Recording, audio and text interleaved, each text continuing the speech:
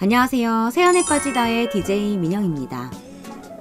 가장 간절한 순간 손 내밀어준 사람을 잊지 못하듯이 그 반대의 상황도 오랫동안 기억이 된다고 하는데요. 오늘 사연자님의 이야기도 이런 이야기입니다. 과연 어떤 사연을 가지고 계실지 오늘의 사연 함께 만나보겠습니다.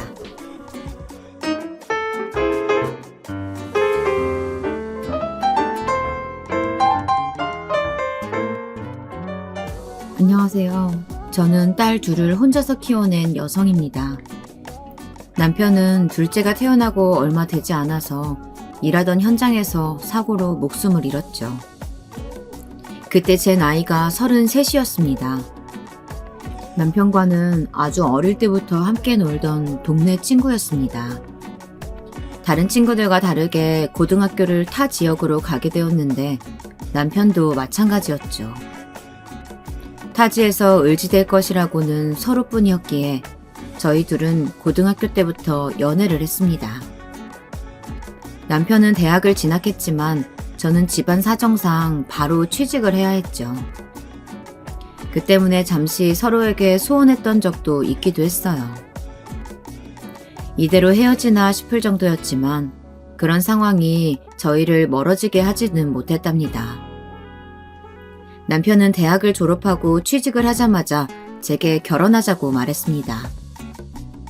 물론 반대하는 분은 양가 통틀어서 아무도 없었죠. 다들 한 동네에서 오래 살다 보니 부모님들끼리도 호용호재하는 그런 사이였거든요. 그렇게 결혼한 저희는 남편의 회사 근처에서 작게나마 신혼살림을 시작했습니다. 허니문 베이비라고 하나요? 곧 아이를 가졌다는 사실을 알고 남편과 저는 정말이지 행복 그 자체의 순간들을 보냈습니다. 남편은 야근도 마다하지 않고 열심히 일을 했고 저 역시도 태어날 아이를 위해서 집에서 잡다한 부업을 끌어와 일을 했습니다. 남편도 저도 맨손으로 시작한 것이나 다름이 없었기에 살림을 늘려가는 재미가 쏠쏠했죠. 첫 아이는 딸이었습니다. 남편은 첫 아이를 끔찍하게 아꼈는데요.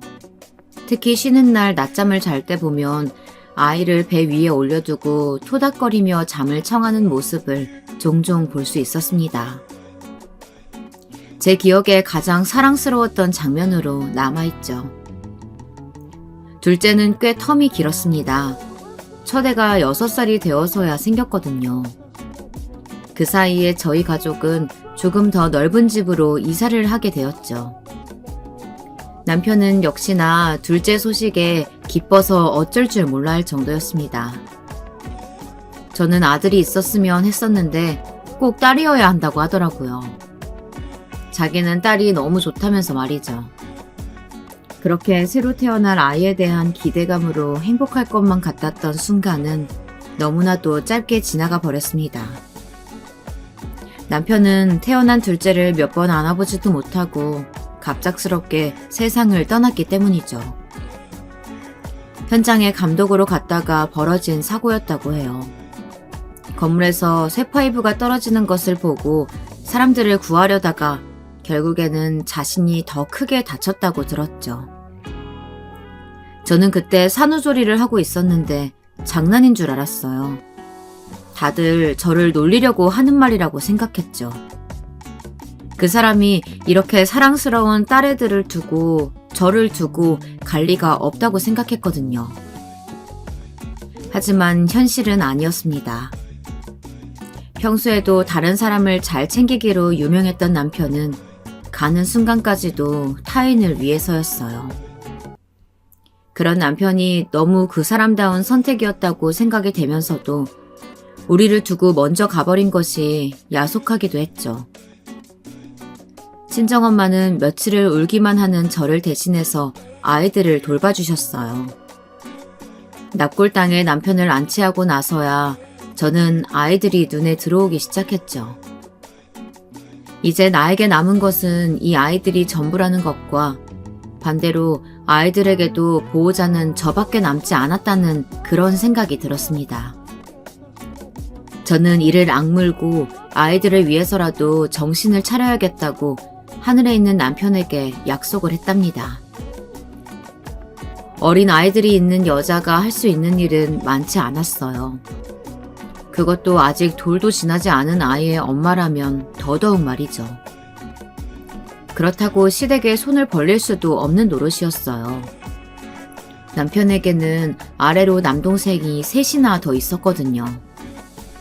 넉넉지 않은 형편에 큰 도련님은 외국에서 박사과정 중이었고, 둘째 도련님은 아직 취업 준비 중이셨고, 늦둥이 막내 도련님은 학교를 다니고 있었기 때문이었죠. 결국 저는 친정엄마의 도움을 받아 겨우 일자리를 구할 수 있었어요. 오전에는 마트에서 일하고 오후에는 기숙학원 식당에서 일했죠. 그리고 새벽에는 우유와 신문을 돌렸습니다. 어떻게든 살아야겠다는 생각 외에는 아무것도 없었어요. 하루에 몇 번이고 지쳐서 그만두고 싶다는 생각이 들다가도 어린 두 딸의 얼굴을 떠올리면, 그리고 먼저 간 남편을 생각하면 다시 힘이 났죠. 덕분에 저는 그나마 아이들을 굶기지 않고 살 수 있을 정도는 벌 수 있었어요. 혼자가 된 딸이 안타까워서 도와주고는 계셨지만, 친정엄마도 몸이 불편한 친정아버지를 돌봐야 했기에 몇 달 지나지 않아 우리 세 가족만 남았죠. 다행스럽게도 우리 아이들은 다들 순하고 잘 울지도 않아서 오전에는 어린이집과 유치원을 보냈다가 기숙학원으로 갈 때에는 사전에 양해를 구하고 아이들을 데리고 갔어요. 처음 영영관님께서는 아이를 데려온다고 하셨을 때는 마지못해 허락하시더니 막상 아이들을 보고는 저보다 더 많이 챙겨주시더라고요. 덕분에 저도 일에 집중할 수 있었죠. 무엇보다도 큰아이가 또래보다 어른스럽게 동생을 챙겨줘서 엄마로서 도움을 많이 받았어요. 어쩜 이렇게 어린애가 보채지도 않고 빵긋빵긋 웃기만 하는지 몰라요. 언니가 얼마나 끔찍하게 챙기는지 둘째는 언니 바라기네요. 정말 너무 예쁘다. 영양관님뿐만이 아니었습니다. 기숙학원의 선생님들도 아이들이 너무 예쁘다고 뭐라도 해주고 싶어 하셨죠. 아이들이 심심하지 않도록 스케치북이나 크레파스를 가져다 주기도 하셨고, 집에 굴러다니는 책이라며 읽던 동화책을 가져다 주기도 하셨습니다. 정말이지 많은 분들의 도움 덕분에 우리 공주 둘은 무럭무럭 자라고 있었답니다. 먹고 사는 것이 바빠서 큰애의 공부를 봐주지도 않았는데 큰애는 글자도 숫자도 척척 알아서 하더군요. 유치원에서 가르쳐준 모양인지 언제부터인가 선생님들께서 주시는 책을 동생에게 읽어주기도 하더라고요. 그런 모습을 보니 놀랍기도 하고 너무 제가 신경을 못 쓰고 있는 것이 아닐까 자책이 되기도 했어요. 그러던 와중에 기숙학원에서는 제게 식당 안쪽에 방을 제공해 줄 테니 애들을 데리고 들어와서 사는 것이 어떻냐고 말씀해 주셨어요. 대신 하루 3끼를 다 준비해 줬으면 좋겠다고 말이죠. 저는 당연히 그렇게 하겠다고 말하고는 다른 일을 그만두었어요. 덕분에 아이들과 함께 있는 시간이 훨씬 길어지면서 선생님께서 알려주신 노하우로 큰애 공부도 봐줄 수 있게 되었죠. 그렇게 해를 넘기고 어느새 큰애가 초등학교에 입학할 때가 되었습니다. 오랜만에 시댁에서 아이들을 데리고 놀러오라고 연락이 왔어요. 그동안은 명절 때나 잠깐 인사드릴까 거의 교류가 없었거든요. 시댁에 갔더니 유학 중이던 도련님이 귀국하셨더라고요. 도련님은 아이들을 보고서는 깜짝 놀라며 번쩍 아이들을 안아주셨죠. 평소 기숙학원 사감님께서 아이들을 운동장에서 종종 놀아주신 것을 제외하고는 남자 어른을 볼 일이 잘 없었던 터라 아이들이 울면 어떻게 하나 긴장이 되었어요. 하지만 다행스럽게도 아이들은 금방 까르르 웃음을 터뜨리며 좋아했죠. 다른 도련님들까지 합세해서 아이들과 왁자지껄하게 노는 모습을 보고는 안심을 하고 주방으로 들어갔어요. 어머니 죄송해요. 제가 자주 찾아뵙지도 못하고. 아서라, 혼자서 애들 키우는 게 어디 쉬운 일이냐? 할미가 돼서 도와주지도 못하고 내가 더 미안하지. 얼마 전에 생각나서 납골당에 갔더니 종이꽃이 예쁘게 피었더구나. 저는 큰애가 아빠에게 선물하겠다고 해바라기 접는 법을 배웠다고 하기에 가져다 두었다고 했죠. 남편이 가장 좋아하는 꽃이었거든요. 시어머니는 먼저 가버린 아들을 생각하시며 잠시 우두커니 서 계시다가 눈가를 훔치셨습니다. 그리고 제게 놀라운 소식을 전해주셨죠. 둘째가 유학 도중에 만난 여자가 있다고 결혼하고 싶다고 하는구나. 주말에 인사하러 온다고 하는데 너도 왔으면 좋겠다 싶어서. 둘째도 꼭 형수님 계셔야 한다고 그러고. 나도 네가 와주면 좋겠구나. 저는 의외의 제안에 깜짝 놀라면서도 도련님이 결혼한다고 생각하니 믿겨지지가 않았어요. 저는 꼭 오겠다고 약속을 했죠. 늘 세 식구만 모여 앉아 밥을 먹다가 삼촌들과 할머니까지 다 함께 모여 있다 보니 평소보다 아이들이 엄청 즐거워하는 것 같았어요. 특히 어른스럽게만 굴던 큰애가 너무 즐거워 보여서 제가 다 기분이 좋았죠. 집으로 돌아가는 길에 수험생인 막내 도련님을 제외하고는 도련님들이 아이를 하나씩 업고는 따라 나섰어요. 대학의 연구소에 들어가기로 했다는 첫째 도련님과 취직한 지 한 달 정도 되었다는 둘째 도련님은 혹시나 힘든 일이 있으면 꼭 자기들에게 이야기해 주었으면 좋겠다고 하더라고요.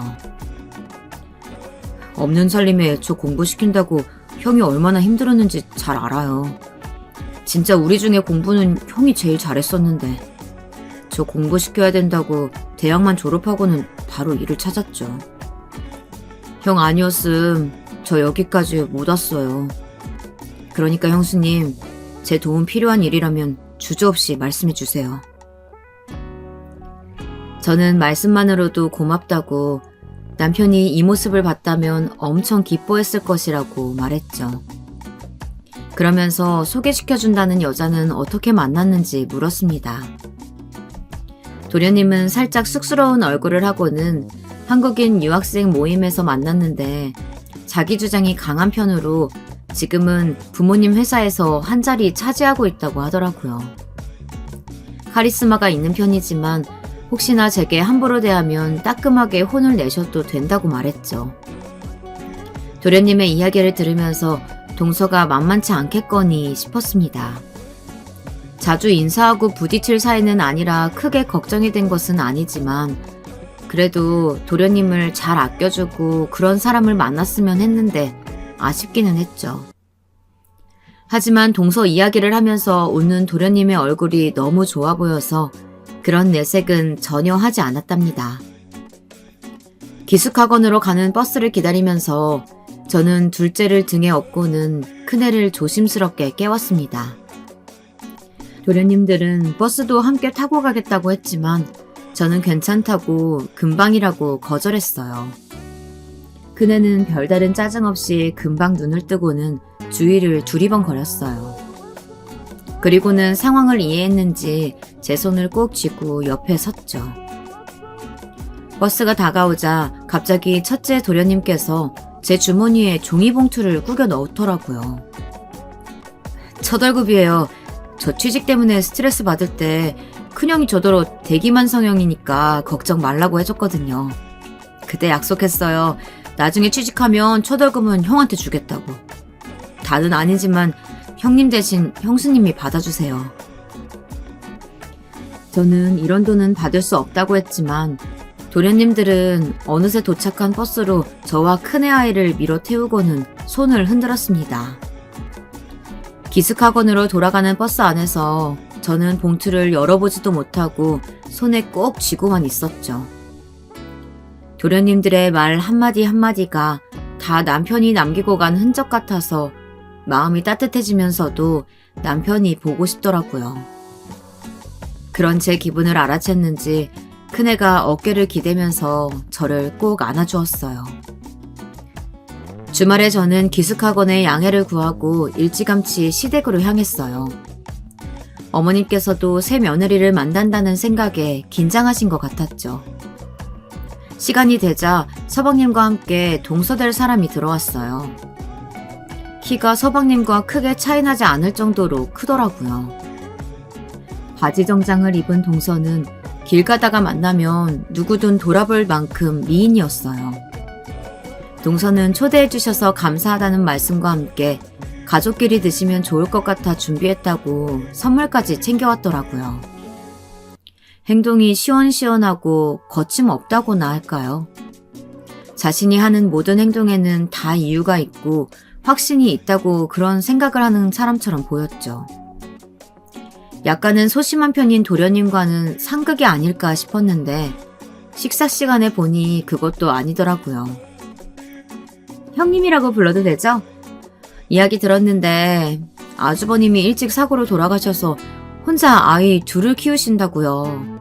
많이 힘드셨겠어요. 여자 혼자서 생계를 책임지며 육아도 한다는 게 보통 일은 아니잖아요. 정말 대단하세요. 저는 뜬금없는 제 칭찬에 당황하면서도 많은 사람들이 도와주어서 가능했다고 말하고는 웃었죠. 동서와 눈이 마주쳤는데 어찌나 눈을 크게 뜨고 저를 보는지 뭔가 저에 대해 탐색하는 걸까 싶기도 했어요. 식사 중에도 자주 눈이 마주쳤는데 무엇 때문인지 밥을 거의 먹지 않더라고요. 긴장 탓은 아닌 것 같았어요. 음식이 잘 맞지 않는지 아니면 냄새에 예민한 것인지 입을 틀어막고 인상을 쓰더라고요. 식당에서 일을 하다 보니 저런 표정을 짓는 사람들은 100이면 100 음식이 불쾌한 경우이더라고요. 물론 제 오해라면 좋겠지만 말이에요. 그렇게 인사를 드리고는 서방님의 결혼은 정말이지 일사천리로 진행이 되었어요. 우리 결혼할 때는 이것저것 챙긴다고 준비하는데 시간이 많이 걸렸었는데 서방님과 동서는 전혀 그런 것이 없더라고요. 하루는 건네줄 예물이 있다고 하면서 기숙학원 근처까지 왔죠. 저는 저녁 준비 들어가기 전에 잠깐만 다녀오겠다고 말하고는 동서가 부르는 곳으로 나갔어요. 처음 만났을 때보다 한층 더 화려한 의상을 입은 동서는 멀리서도 보일 정도였어요. 동서는 펜던트가 달린 목걸이를 하나 내밀더군요. 형님께 예물 하나 정도는 챙겨드리고 싶어서 준비했어요. 별로 비싼 것도 아니니까 받아두세요. 혹시 급전이 필요하면 팔아서 쓰셔도 되거든요. 진짜라서요. 빠르게 속사포처럼 말을 쏟아내는 동서를 보며 저는 이런 것을 받을 이유가 없다고 거절했어요.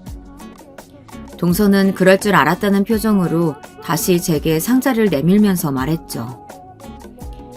아주버님이 살아계실 때 그이한테 잘했다는 거 알아요. 유학생들 사이에서도 유명했었거든요. 아주버님, 동생 사랑이 대단하셨죠. 그이가 그걸 비처럼 떠안고 살아가는 모습은 보고 싶지 않아요. 그러니까 그 목걸이 거절하지 말고 넣어두세요. 마치 저를 서방님께 기생해서 사는 기생충처럼 보는 시선에 기분이 확 상했어요. 저는 한 번도 그런 것을 바란 적이 없었거든요.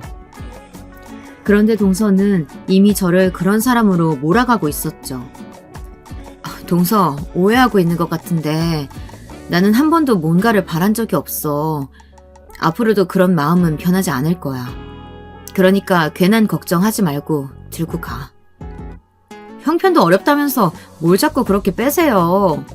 형님이 받는다고 해서 아무도 뭐라 할 사람 없으니까 체면 차리지 마시라고요. 앞으로 우리 그이 승승장구 할 일만 남았는데 발목이라도 잡으시면 제가 곤란하거든요. 귀찮다는 듯이 제게 내미는 상자를 솔직히 저는 확 던져버리고 싶었습니다. 뭐 얼마나 잘났다고 저한테 와서 이러는지 어이가 없었죠. 저는 더 이상 상대할 가치를 느끼지 못했어요. 무슨 벽하고 이야기하는 것도 아니고 나는 필요 없다고 했으니까 나머지는 동서 마음대로 해. 그리고 이런 일로 바쁜 사람 불러내지 마. 저는 그렇게 동사를 남겨두고 벌떡 일어나서 학원으로 돌아왔죠.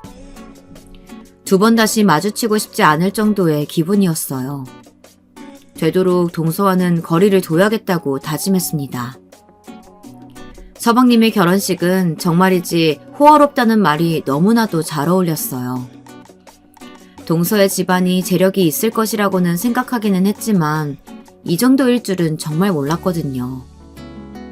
정말 서방님이 엄청난 집의 여자와 결혼하는구나 싶었죠. 하지만 동서와 거리를 두겠다는 제 마음은 변함이 없었습니다.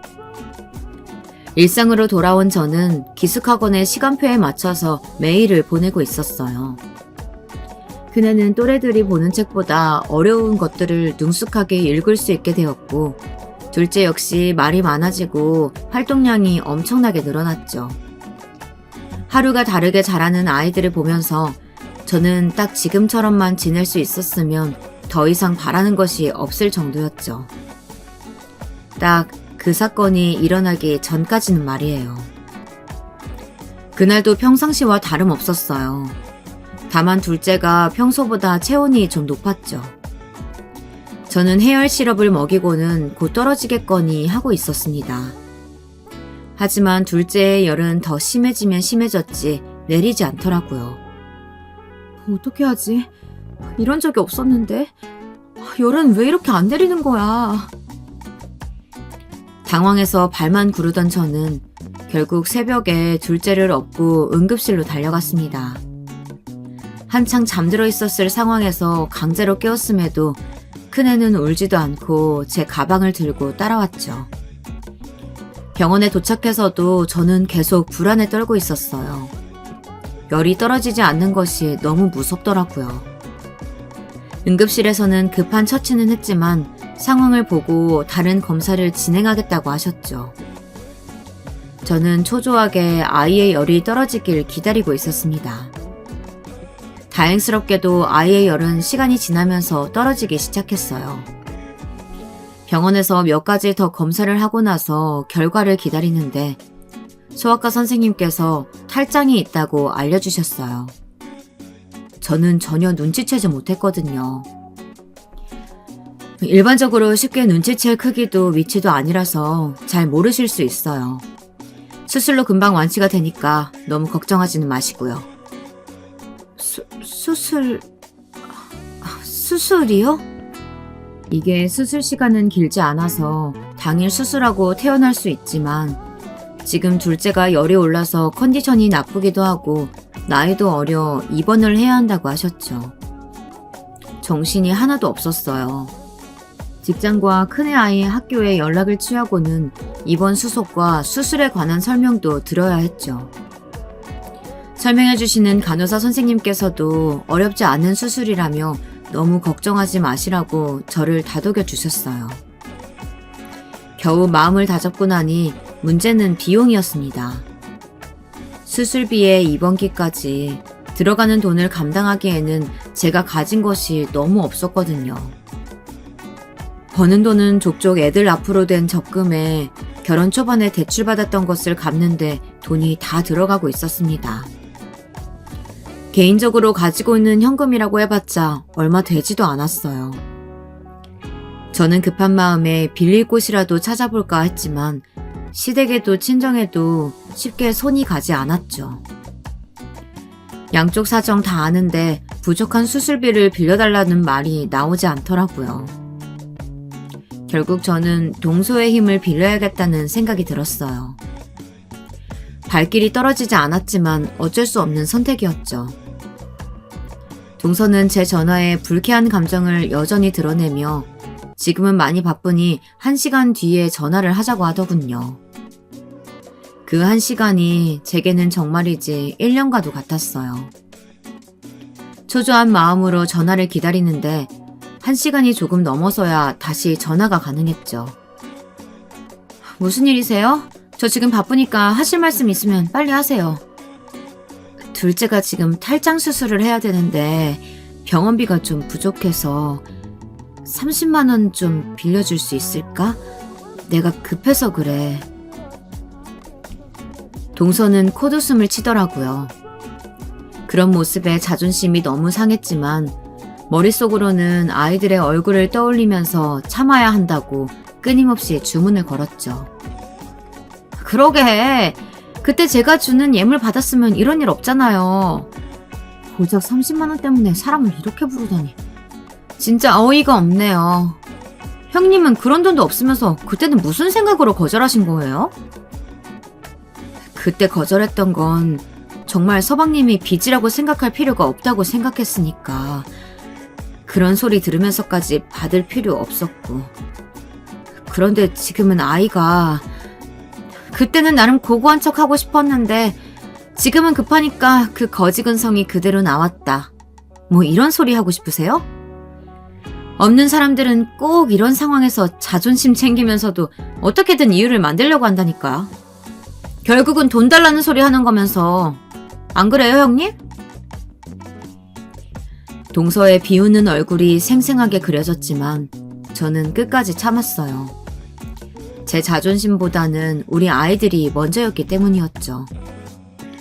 하지만 동서는 좀처럼 대답을 하지 않고 자꾸만 제 속을 긁기만 하더라고요.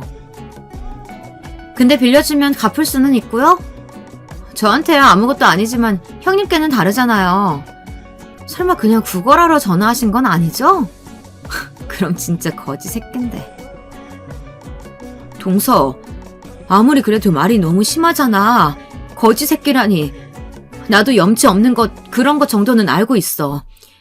아이가 아픈 것만 아니면 동서한테 전화해서 도와달란 소리도 안 했어. 그런데 어떻게 사람을 그렇게 무시하고 하찮은 듯이 말을 해? 봐봐. 이제야 본성을 드러내시네. 형님, 지금 형님이 저한테 돈을 구걸하시는 입장인데 이렇게 나오시면 곤란하죠. 이렇게 나오시면 제가 돈을 빌려드릴 것 같아요?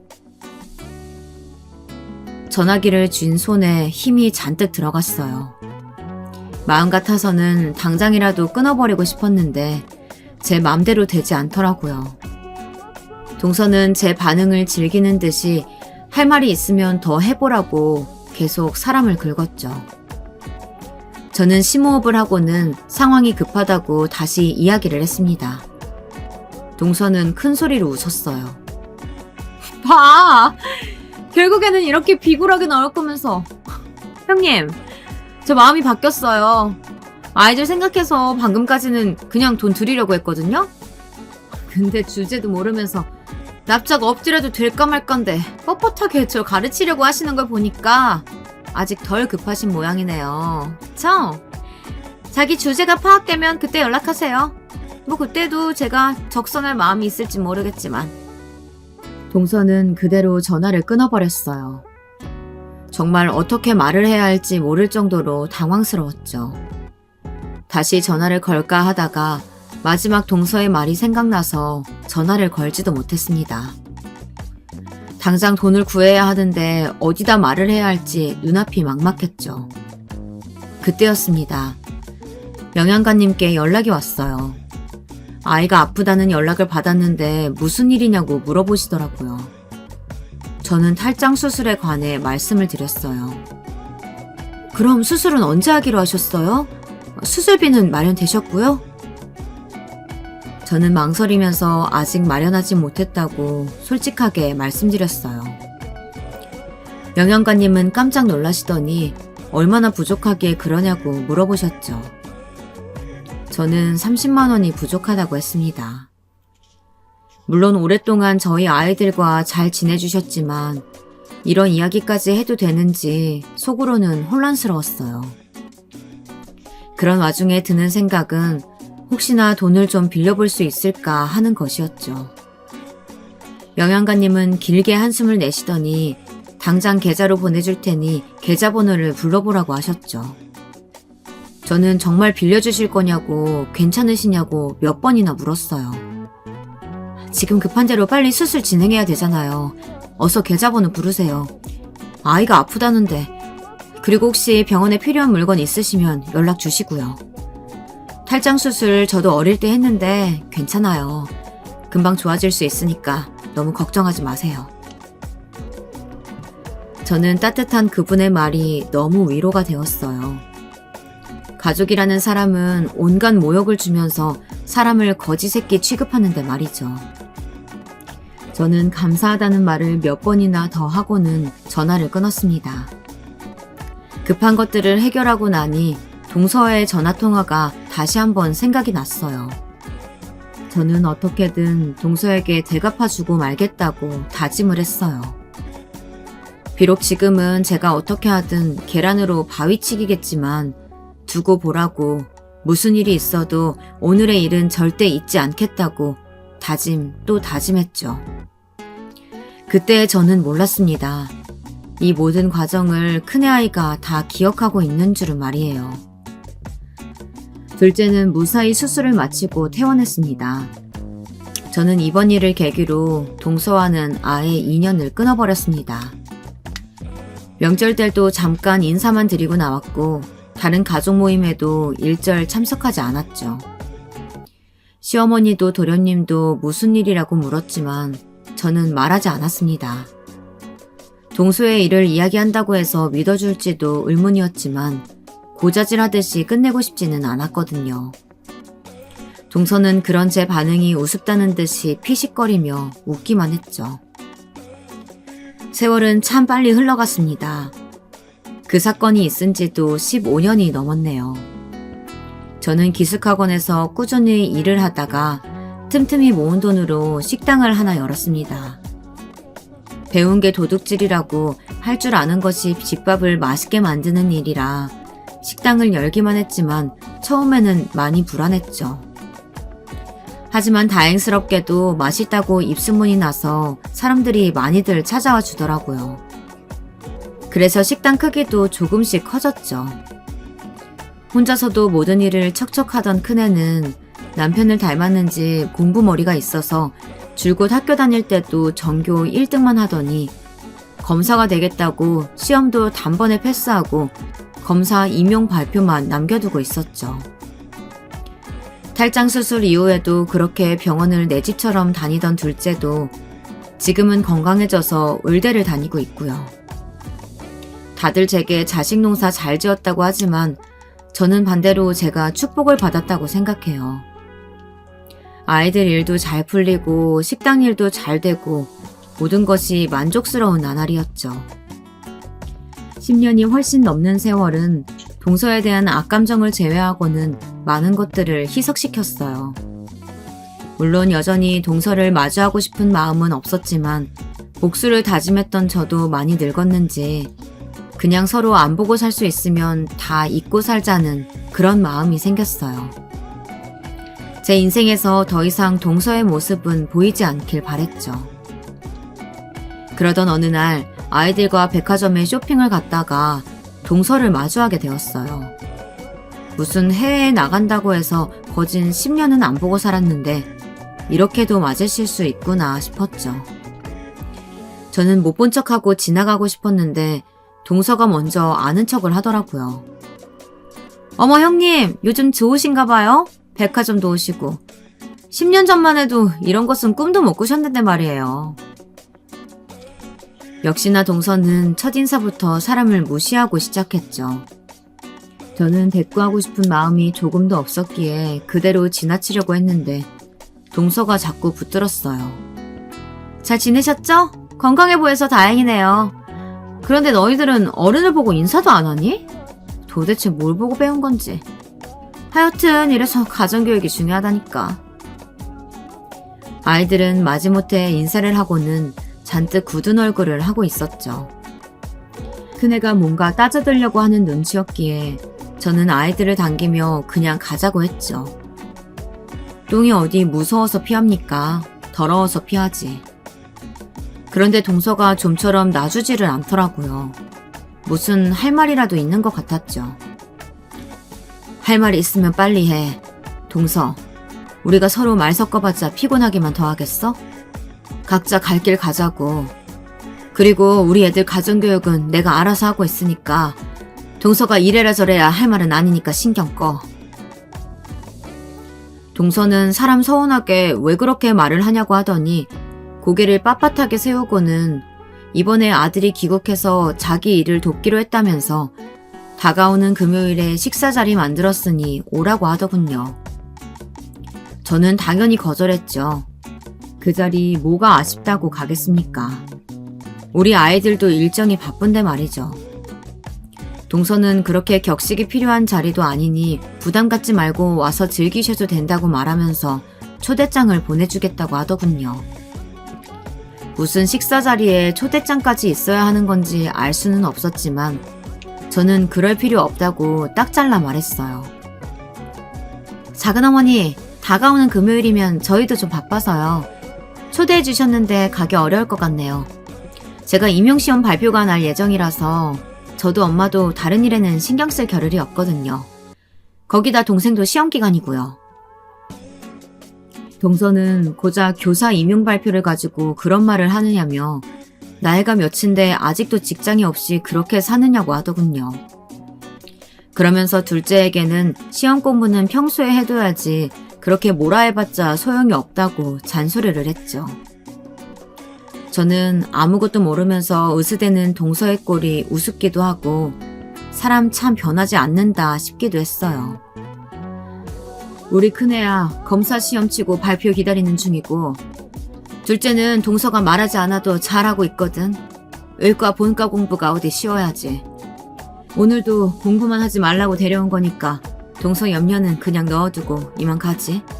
바쁜 사람 그만 붙들고.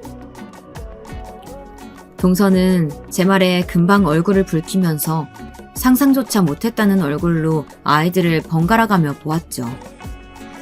그러더니 제게 진짜 애들이 검사 시험에 의대 본과생이냐고 묻더라고요. 내가 속여서 뭐하게. 애들이 열심히 공부해서 좋은 대학 가고 좋은 직업 찾아가는 중인데 뭐가 부끄러워서 숨겨, 내가. 동서는 의대는 지방으로 갔냐고 묻더군요. 저는 피식 웃으면서 Y대라고 했더니 이제는 아예 얼굴빛이 검게 변하더라고요. 그러고는 갑자기 급한 일이 생겼다며 서둘러 자리를 떴답니다. 저는 뭔가 동서의 코를 납작하게 해준 것 같아서 기분이 좋아졌어요. 큰애는 무슨 이런 일로 기분을 좋아하냐고 하더니 조금만 기다리라고 하더군요. 더 좋은 일을 만들어주겠다고 말이죠. 저는 무슨 소리냐고 물었지만 큰애는 그냥 모르셔도 된다고 하면서 자신은 아직 잊지 않았다는 등의 영문을 알 수 없는 소리만 했어요. 당시에 저는 그냥 가볍게 흘려듣고는 기분 좋게 백화점 구경을 시작했답니다. 동선에는 완벽하게 귀국한 것인지 이후로도 몇 번 시댁에서 마주치는 일이 있었지만 큰일 없이 잘 지나갔어요. 당연히 예전처럼 저를 위에서 내려다보는 것처럼 행동하는 것은 달라지지 않았지만 딱히 먼저 말을 붙이는 일은 없었죠. 그러던 어느 날 동서에게서 급하게 전화가 왔어요. 저는 딱히 받고 싶은 마음이 없어서 처음에는 그냥 무시를 했죠. 전화를 받아봐야 서로 좋은 소리 할 수 없는 사이라고 생각했거든요. 그런데 끈질기게 전화가 계속 오더라고요. 저는 결국 마지못해 전화를 받았습니다. 아니 형님, 제가 지금 몇 번이나 전화를 걸었는지 아세요? 왜 전화를 안 받아요 진짜? 동서는 대뜸 소리부터 질렀어요. 저는 이렇게 나올 거면 전화는 바로 끊겠다고 했죠. 원래라면 더 날뛰었을 동서가 갑자기 마음이 급해서 그랬다고 사과를 하는 게 아닙니까? 뭘 그런 걸 가지고 놀라냐고 할 수도 있겠지만 제게는 정말 충격적인 일이었어요. 미안하다는 소리를 할 줄 아는 사람이라고 생각해 본 적이 없었거든요. 제가 마음이 급해서요. 형님 혹시 수연이 연락처 좀 알려주실 수 있으세요? 아니면 수연이랑 만날 수 있게 자리라도 마련해 주실 수 있으실까요? 정말 제가 급해서 그래요. 동서가 우리 큰애는 왜? 요즘 큰 사건이 배정됐다고 바빠서 집에도 안 들어오고 있는데 동서가 무슨 바람이 불어서 큰애를 찾아? 동서는 이유는 나중에 말씀드리겠다며 큰애와 어떻게든 이야기를 좀 할 수 있게 해달라고 하더군요. 저는 큰애에게 물어보겠다고 말하고는 동서 대답도 듣지 않고 전화를 끊어버렸어요. 그런데 바로 전화가 또 오더군요. 동서는 진짜 너무 급하다고 직접 만나게 해달라고 했죠. 저는 이유가 뭐기에 연락처를 달라고 했다가 만나게 해달라고 했다가 난리냐고 솔직히 이야기를 하라고 했죠. 들어보고 도와줄 수 있으면 도와주겠다고 말이에요. 동서는 이유는 절대 말할 수 없다고 하면서 큰애만 찾았어요. 저는 그럼 다시 연락을 줄 테니 기다리라고 하고는 전화를 끊었습니다. 도대체 동서가 저렇게 나오는 이유가 아무리 생각해도 모르겠더라고요. 결국 큰애에게 전화를 걸었죠. 엄마, 갑자기 무슨 전화예요? 집에 무슨 일이라도 생겼어요? 오늘은 집에 들어갈 건데. 이야기는 나중에 하면 안 될까요? 많이 바쁘니? 사실 너희 작은어머니가 전화가 와서는 자꾸 너를 찾아서 너랑 얘기하고 싶다고 몇 번이나 전화가 오는데 이게 다 무슨 일이라니? 너 뭐 아는 거라도 있어? 큰애는 갑자기 큰 소리로 웃기 시작하더니 벌써 전화가 왔느냐고 물었어요. 당연히 전화가 올 줄 알았다고 생각하는 눈치였죠. 저는 무슨 이유냐고 물었지만 큰애는 오느라고 말을 제대로 하지 못했죠. 엄마, 또 작은어머니 전화 오면 차례로 연락드리고 있을 테니까 기다리라고 하세요. 혹시나 그 말 듣고서도 저를 만나게 해달라고 하면 그런 태도가 불리하게 적용될지 모른다는 생각은 안 하느냐고 그렇게 말해주시고요. 자세한 이야기는 제가 집에 들어가면 할게요. 저는 뭐가 어떻게 돌아가고 있는지 전혀 알 수가 없었어요. 그저 딸아이가 하라는 대로만 전달했죠. 동서는 득달같이 식당으로 찾아와서는 어떻게 당장 만날 수 없겠느냐고 계속 저를 괴롭혔죠. 그러면서 이유는 죽어라 말하지 않더군요. 그날 저녁 저는 신발도 채 벗지 않은 큰아에게 이게 다 무슨 일이냐고 물었어요. 큰애는 엄마까지 왜 이렇게 성미가 급하시냐고 하더니 자기가 말한 대로 전달했냐고 물었죠. 이거 아직 기사되기 전이라 절대 소문나면 안 되는 일이긴 한데 이번에 귀국했다는 기태요. 아무래도 검찰 조사 받을 것 같아요. 최근 마약 관련 신고가 들어왔거든요. 그래서 추적하다 보니까 기태 이름이 나오더라고요. 같이 놀았다는 친구들이 다 마약 소지 혐의로 걸렸거든요. 그러니 당연히 그 자리에 함께 있었다는 작은 아버지네 기태 녀석도 조사받게 되겠죠. 저는 깜짝 놀랐어요. 마약이라니 그런 일이 생겼을 것이라고는 상상도 못했거든요. 저는 혐의가 확실하냐고 물었지만 큰애는 아직 조사 중이라고 확신할 수 없다고 하더라고요. 지금까지의 정황으로 봐서는 마약을 복용한 것 같지는 않은데 들여오는 데 도움을 줄 수는 있었을 것이라고 말이죠. 마약을 소지하는 것도 그리고 밀반입에 도움을 준 것도 가볍게 볼 일은 아니잖아요. 저는 왜 그렇게 동서가 마음을 졸이며 큰애를 찾았는지 납득이 갔어요. 그럼 아직 영장이 나온 것도 아니고 그냥 조사만 받는 건데 너희 작은어머니는 나한테 와서 널 그렇게 찾는 거야? 작은아버지 아시면 아무래도 한바탕 난리 나지 않겠어요? 작은아버지 몰래 어떻게든 해결하고 싶으셨겠죠. 그래서 정식 조사 요청이 가기 전에 저를 만나서 어떻게든 무마시켜볼 생각을 하셨겠죠. 그런 일이 있을 수 있다고 믿고 계신 건지는 모르겠지만요. 그러니까 엄마도 괜히 받아주지 말고 그냥 모른 척 계속하세요. 제가 해줄 수 있는 일은 아무것도 없으니까.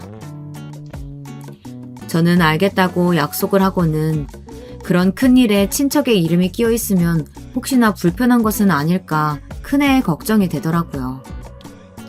하지만 그런 일은 전혀 없으니 걱정하지 말라는 말에 저 역시 안도할 수 있었어요. 그날도 어김없이 동서는 큰애를 찾으며 저를 찾아왔어요. 저는 아예 무시를 하기로 했죠. 하지만 동서가 어디 보통 사람입니까? 자기밖에 모르는 사람에 지금 저한테 이렇게 쩔쩔매는 것도 못 견디게 자존심에 스크래치가 났을 사람인데 이런 상황을 견디고 있을 리가 없었죠. 여기서 한마디만 더 하면 영업방해로 확 신고해버릴 테니까 당장 나가. 알겠어? 형님, 어떻게 저한테 이럴 수가 있어요? 아니, 전화 한 통 해달라는 부탁이 뭐 그렇게 어렵다고요. 그냥 수연이랑 전화만 하게 해달라고 하는데 이렇게 나오실 일이에요? 우리 딸한테 전화해서 뭘 부탁할 줄 알고 내가 자네를 몰라? 나한테도 이렇게 난린데 우리 큰애한테는 오죽할까? 내가 말했잖아. 순서 기다리고 있으라고. 그 말 외에는 해줄 말이 없다는데 뭘 더 어떻게 하라고 이 난리야? 동서는 자기가 이대로 넘어갈 것 같으냐고 씩씩거리더니 나중에 후회하게 될 거라고 말하며 가게를 나갔습니다. 물론 그 이후로는 전화가 일체 없었죠.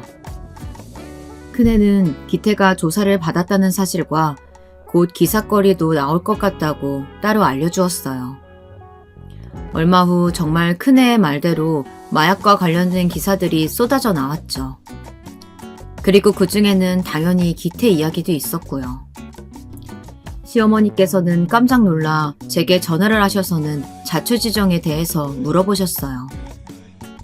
당연히 자세하게 아는 것은 없는 터라 저도 아무 말씀도 못 드렸죠. 급기야 서방님도 전화가 오셨어요. 큰애에게 민폐를 끼친 것 같다 미안하다는 말을 꼭 전해달라고 하더군요. 나중에 알게 된 사실이지만 기태는 해외에서 이미 마약 문제로 문제를 일으켰던 적이 있더라고요. 동서가 서방님 몰래 수습한다고 고생을 좀 했나 본데 이번 조사 결과 그것까지 다 드러나게 되었다고 해요. 서방님은 극대노하셔서 당장 이혼하자고 난리셨고 동서는 절대 이혼은 못한다고 매달리는 모양이더라고요. 시어머니께서 어떻게 집안에 이런 일이 있을 수 있냐고 한탄을 하시면서 말씀해 주셨죠. 솔직히 저는 서방님께는 죄송하지만 동서의 이야기를 듣고 나니 속이 뻥 뚫리는 기분이었어요. 과거 그렇게 저를 무시하고 가진 것 없는 사람이라고 비꼬고 심지어 거짓 취급까지 한 사람이 누구였던가요? 언젠가는 천벌을 받게 될 것이라고 생각했는데 그 천벌이 지금인 것 같더라고요. 그런데 이런 제 마음을 큰애는 알고 있었다는 듯이 속 시원하냐고 묻더군요. 그게 갑자기 무슨 말이야? 속 시원하냐니 작은 어머니 저렇게 된 거 말하는 거야? 엄마야 뭐. 그런데 그걸 네가 왜 궁금해하니? 엄마는 내가 아직도 기억 못한다고 생각해요? 그때 동생 병원비 30만 원 달라고 전화했을 때 저도 곁에서 다 듣고 있었어요. 제가 그날을 잊었을 것 같으세요? 저는 큰애가 그 사실을 알고 있다는 것이 너무나도 놀라웠어요. 고작 초등학교 저학년이었는데 그때 일을 마음속에 계속 담고 있었다는 사실이 괜히 마음이 아팠죠. 그런 나쁜 기억은 저만 가지고 있어도 충분했는데 말이에요. 아직 멀었어요. 작은 어머니가 받으실 벌은. 저는 여기서 멈출 생각이 없거든요. 저는 큰애의 말에 이번 일도 우연히 벌어진 것은 아니라는 생각이 들었어요. 저는 혹시 기태가 마약한다는 사실을 알고 있었느냐고 물었죠. 큰애는 미리 계획했던 일은 아니지만 어쩌다 보니 자기에게 마약 건수가 배당이 되었고 그 부분을 조사하다 보니 기태가 해외에서 보냈던 기간과 겹치는 사람들이 다수 발견되었다고 했어요. 그래서 기태를 먼저 조사할 수밖에 없었는데 때마침 귀국을 한 것이라고 말이죠. 큰애는 이 모든 것이 우연이라고 했지만 웃으며 말하는 큰애의 모습에서 전혀 그런 것이 느껴지지 않았죠.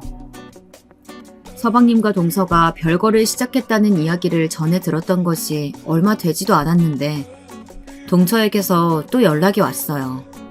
아예 집으로 찾아왔죠. 동서는 마치 혼이 나간 사람처럼 보였어요. 저번에 큰애가 아직 동서에게 벌어질 일들이 더 남았다고 말한 것이 기억이 나더군요. 무슨 일이냐고 물었지만 동서는 입을 꾹 다물고는 저희 집 거실에 버티고 앉아서는 꼼짝도 하지 않았어요. 저녁 때 큰애가 작은애와 함께 귀가했습니다. 동서는 큰애를 보자마자 달려들었어요. 전혀 생각하지 못했던 일이라 저는 깜짝 놀라며 급히 그 앞을 막아섰죠. 결국 제 손에 팔목이 붙들린 동서는 이거 놓으라고 난동을 피웠어요. 책상 앞에서 펜대만 굴리던 사람이 어디 저한테 힘으로 대나요? 결국 동서는 큰애 근처에 가보지도 못하고는 억지로 소파에 앉을 수밖에 없었어요. 작은어머니, 저를 찾아온 시간도 있으세요? 아마 지금쯤이면 정신없이 바쁘실 거라고 생각했는데 말이죠. 장부 제대로 제출하지 않으시면 그냥 넘어갈 수 있는 규모가 아닌 것 정도는 알고 계시죠? 내가 너랑 무슨 원수를 졌다고 이렇게 나와? 왜? 너희 엄마가 그렇게 하라고 하시디? 그래? 형님이 저 엿먹이라고 시키셨어요? 동서, 말 조심해. 내가 뭘 했다고 또 나한테 화살이야. 뜬금없이 찾아와서는 우리 딸들한테 달려들질 않나. 지금 제정신이야? 다 형님 때문이잖아요.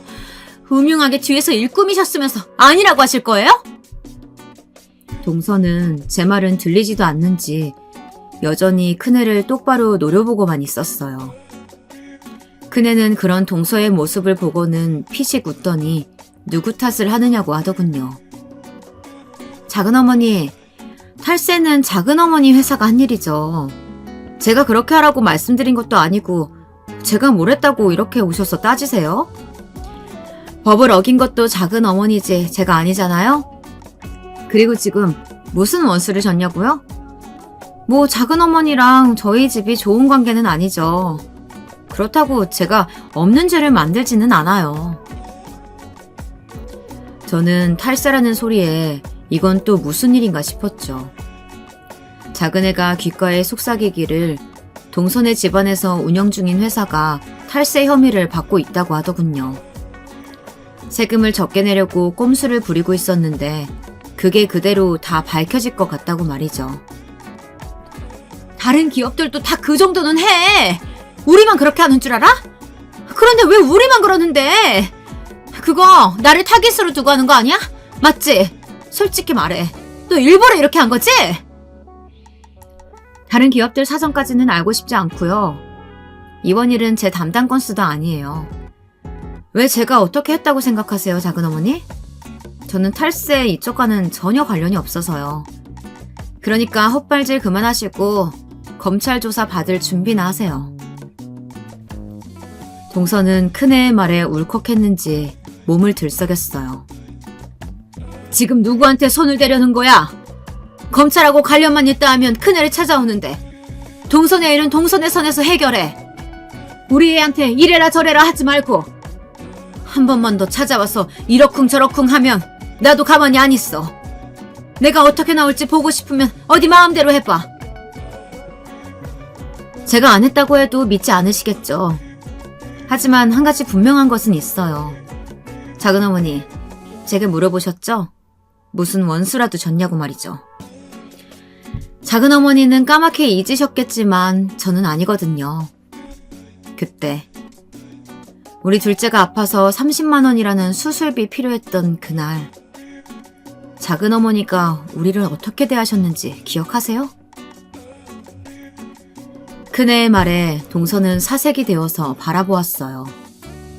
작은애는 이게 다 무슨 소리냐는 표정으로 저를 바라보았죠.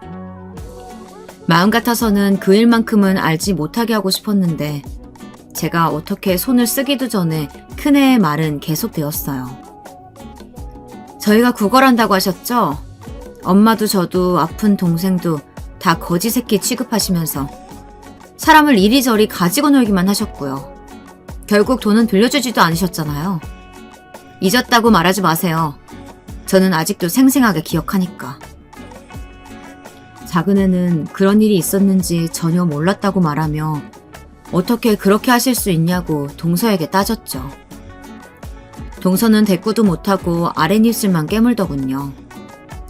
큰애는 그동안 본 적 없는 얼굴을 하고는 동서에게 말했어요. 작은어머니, 도와달라고 거지 새끼 마냥 구걸하지 마시고 당장 돌아가서 준비나 제대로 하세요. 탈세 혐의가 크면 벌금 정도로는 끝나지 않을 테니까요. 그리고 2번 다시 저희 엄마한테 연락할 생각은 하지 마시고요. 그때는 제가 검사직을 걸고서라도 작은어머니 먼지 하나까지 다 털어버릴 거니까요. 동서는 대답도 하지 못하고 허둥거리며 도망치듯 저희 집을 나갔습니다. 동서가 가고 나서 한동안은 저도 작은애도 아무 말을 할 수가 없었어요. 큰애는 헛기침을 하더니 이런 모습을 보여서 죄송하다고 사과하더군요. 저는 큰애를 꼭 안아주었어요. 뒤에서 그 모습을 보던 작은애는 자신도 안아달라고 하면서 끼어들었죠. 저희 세 식구는 그렇게 한참을 서로 토닥여주고 있었답니다. 동서의 일은 큰애의 말대로 진행되었어요. 생각보다 탈세를 진행해온 기간도 길었고 그 금액도 보통 큰 금액이 아니라 벌금으로 끝나기는 어려울 것 같다고 하더군요. 심지어 그 외에도 국내 문화재 다수를 해외로 밀반출했다는 흔적도 발견이 되었다고 해요. 사건이 커지는 바람에 큰애도 참여하게 되었다고 하는데 밀반출은 전혀 예상하지 못했던 일이라 큰애도 당황했더라고요. 도대체 작은 어머니는 어디까지가 끝인 건지 알 수 없다고 말이죠. 그 여파는 서방님께도 이어졌어요. 교수로 있던 학교에서 퇴출 통보를 받았다는 이야기를 들었죠. 결국 별거 중이었던 서방님은 아예 이혼하자고 통보를 했지만 동서 쪽에서는 절대로 못한다고 난리라서 결국은 소송까지 가기로 한 상태였죠. 하루는 서방님이 집으로 저녁에 찾아오셨더라고요. 한참을 차만 홀짝이던 서방님은 동서를 만나고 왔다는 이야기를 하시면서 동서가 이 모든 일을 큰애가 꾸몄다는 말을 했다고 하셨죠. 서방님은 어떻게 된 일인지 알고 싶다고 하시더라고요. 저는 서방님께 오래된 이야기를 하나씩 다 고백했어요. 예물 사건부터 시작해서 작은애의 병원비 이야기까지 모두 말이에요. 서방님은 고개를 숙인 채 가만히 듣고만 계셨어요. 모든 이야기가 끝나고도 한동안은 가만히 주먹만 굳게 쥐고 움직이지 않으셨죠. 저 역시 쉽게 받아들일 수 있는 문제가 아니라 느꼈기에 서방님께서 정리가 되실 때까지 기다리고 있었어요. 얼마의 시간이 흘렀을까? 서방님은 굳은 얼굴로 왜 자기에게 아무 말도 하지 않았느냐고, 예전에 알았더라면 지금과 상황이 달라지지 않았겠느냐고 하셨죠. 제게 말 못했던 형수님이 원망스러우면서도 그런 사람인 줄도 모르고 결혼해서 애 낳고 살았던 제가 부끄럽습니다. 이 일에 조카까지 말려들게 만들어서 정말 형수님, 제가 드릴 말씀이 없습니다. 죄송합니다. 그때는 제가 이야기를 해도 아무도 믿어주지 않을 거라고 생각했어요. 그 상황에 작은애까지 아프고 나니 가족들에게 알려야겠다는 생각을 할 여유가 없었고요. 저도 큰애가 이 모든 것을 알고 있을 거라고는 상상도 못했어요. 서방님은 별다른 말씀 없이 그냥 자리에서 일어나 가셨어요. 축 처진 뒷모습을 보고 있노라니 제가 다 한숨이 나왔죠. 동서는 결국 징역을 받았어요. 옛 어른들 말씀에 그런 말이 있잖아요. 뿌린 대로 거두게 되어 있다 라는 말이요. 동서의 지금 상황은 다 동서가 자초한 일이니 누굴 탓하겠어요. 교도소에서 동서가 지난 시간을 후회하고 반성했으면 좋겠네요.